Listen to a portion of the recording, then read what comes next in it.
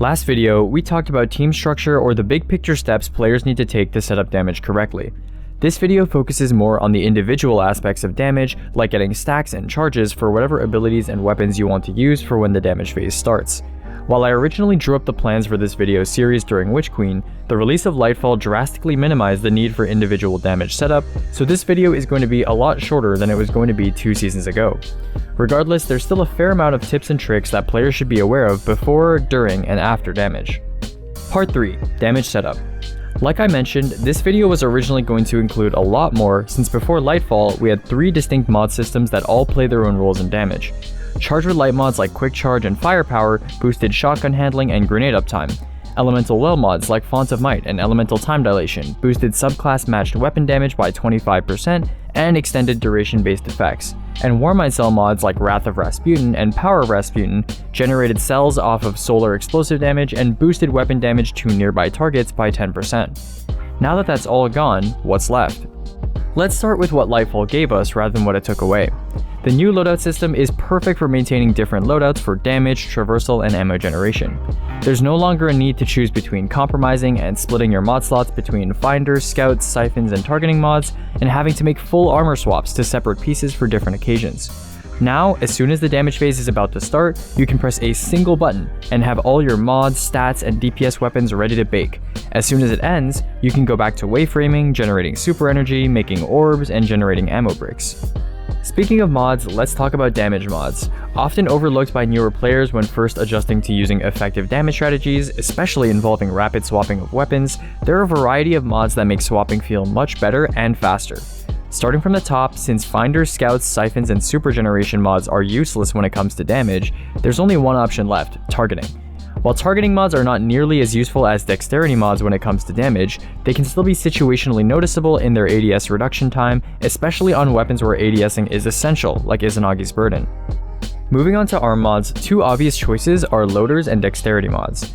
Loaders aren't particularly useful these days, especially given the wide selection of reload assistance options in exotics like Rain of Fire and perks like Demolitionist, on top of the ever-present plus 100 reload and 0.9x duration multiplier from Lunafaction boots. Dexterity mods, on the other hand, provide a noticeable duration multiplier for both the stow and ready animations when swapping weapons, which can literally increase DPS by allowing you to swap faster. Other arm mod choices include kickstart mods, which refund a depleted ability's energy upon use, and transfer mods, which provide energy to another ability after a specific one, also present on the class item. Of the 2, kickstart mods are more useful, but they should be used with caution since they eat through armor charge extremely quickly, leaving the user without surges. On the other hand, transfer mods are quite niche, generally only used to squeeze out a tiny amount of ability energy out of an essential ability for a one-time use. Chest mods are quite simple. As long as you rally on reserves, usually for your power weapon, what you do afterwards doesn't really matter, provided you don't die and lose your extra ammo. Charged up typically isn't used since you can already get a full minute of weapon surge with the default 3 charges. Unflinching mods also aren't really used since PvE flinch is generally not too much of an issue when doing boss damage, and when it is, these mods wouldn't be enough to combat it anyways. Loosened Blades is maybe worth watching in case swords ever become prevalent again in the damage meta, but for now it doesn't see much use. Leg mods are also extremely straightforward, it's pretty much just surges. We talked about surge distribution in the previous video, but to briefly review, you're going triple power for linear or mostly rocket rotations, and 2 power 1 kinetic for things like Izzy Rocket or double slug rocket swapping. Post-buff holster mods might see some use with weapons like Parasite, but for now, their incompatibility with other single-shot weapons like rockets means they're usually neglected. Class item mods during damage are usually just limited to 1 or more copies of Time Dilation, with the occasional appearance of Bomber for the same reason the arm transfer mods are used, to squeeze out 1 more ability use that you wouldn't get otherwise. Besides that, Powerful Attraction can be used to pick up orbs in a sizable radius automatically, but this is unnecessary in most scenarios. As for activity-specific mods, anything that boosts damage to bosses is something to look out for. Going from newest to oldest, the currently relevant activity lock damage mods include Focus Light and Darkness from Root of Nightmares, offering a 20% boost to weapon damage and a 25% boost to ability damage when buffed with Field or Flux respectively, Into the Light from Vow the Disciple, which boosts grenade damage by 125% and regen by 200% with no stacks up for rating. Enhanced Relay Defender from Garden of Salvation, which boosts weapon damage by 50% when near a relay, Nightmare Banisher and Crusher from the Shadowkeep campaign, which boosts super and ability damage by 200% and 150% respectively, and Transcendent Blessing and Riven's Curse from the Dreaming City, which provide a 5% per stack global damage bonus, which multiplies with the other mod type, maxing out at 26.5% for a 3-2 split. Let's talk about charges next. Since surges have completely replaced Font of Might, there is no longer a need for a specific person to generate elemental wells in an ideal location. Post Lightfall, everyone in a damaged environment can be responsible for making their own orbs, or go over and pick up someone else's orbs whenever they really want, given the huge duration of armor charge and the ease of making orbs compared to elemental wells. On top of that, everyone besides your well caster is guaranteed to get 3 orbs from the well anyways, so often there's not even a need for that. Plenty of exotics have time-limited benefits that require setting up some sort of stack before damage.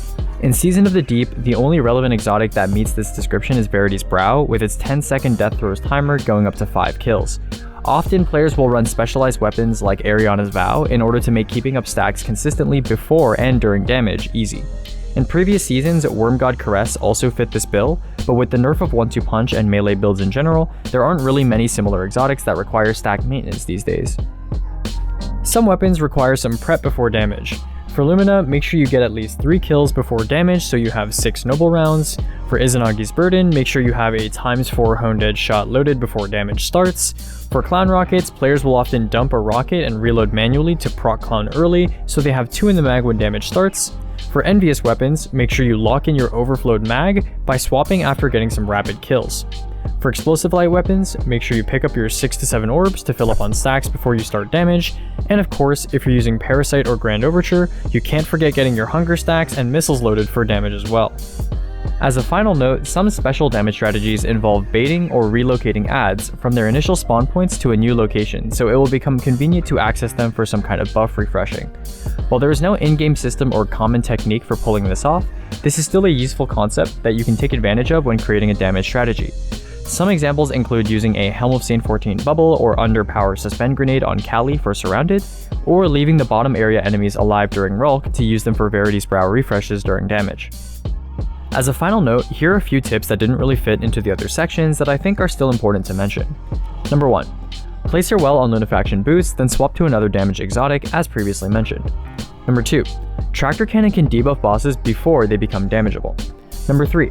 If you are the well caster, some bosses do enough rapid damage that your well may break if you are on low resilience. On bosses like War Priest, Rulk, and Ekthar, invest in high resilience. Number 4. One of the most common mistakes newer players make is not being aware of starting damage as soon as humanly possible. If you're not involved in something important before damage starts, the second the boss isn't immune, you should be raring to go. While a lot of people think that their damage struggles originate from not knowing how to swap correctly or not using the right weapons, half the battle is really just getting used to being fully present during damage and dumping ammo as fast as you possibly can no matter what you're using. Number 5. Damage position is pretty important on some bosses like War Priest and Nezarec. If your well is too close to War Priest, you'll get stomped constantly during damage or blown up by your own rocket. If it's too far, your slugs will do almost no damage and your rockets will miss more easily. On Nezarec, if the well is too close, you'll get suppressed constantly, so players tend to space themselves just far back enough that he won't melee, but shotguns will still do max damage. This video was a relatively short one, but the next video will likely be very long, as it covers the current damage meta in all its forms. It will also take quite a while to finish, as I'll need to do a lot of damage testing in order to confidently report on numbers that I myself can confirm. When I return, I'll have damage numbers on every single remotely viable damage option in the game, with simulated and real damage numbers to boot. Hopefully these first 3 videos will tide you over until then.